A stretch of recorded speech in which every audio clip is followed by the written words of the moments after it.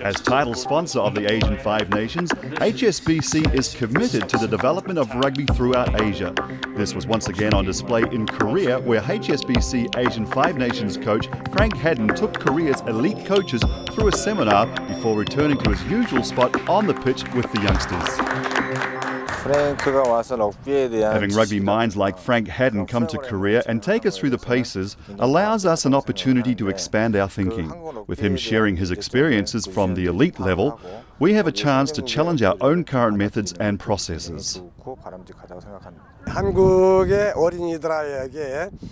It's hard to overstate how important it is for our coaches to be exposed to others with the kind of experience that Frank Hadden possesses. Today was fantastic for our guys.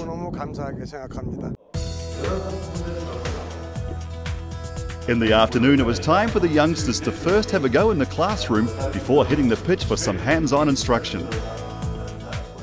What I'm working on with them is core skills, and there are a number of core skills in the drills that I was doing.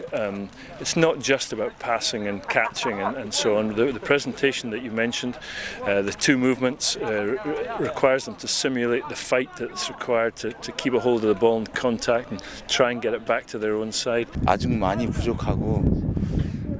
From a technical standpoint, Korean rugby is in decent shape. We are fundamentally sound, but we really need to grow the game. So for me, I think we need to concentrate on getting the word out, attracting more fans and players, really strengthening the support for the game. One of the things that I think could help us popularize the game is to give the young players more time for fun. Our development programs can be very strict and players are urged to take the game seriously from the outset. So, if there was an area where I think we could improve, it would be allowing our young players more freedom to enjoy the sport. And when the scrum half is moving, you need to be calling all the time, because the scrum half can't see what's behind him, he's looking forward at the ruck.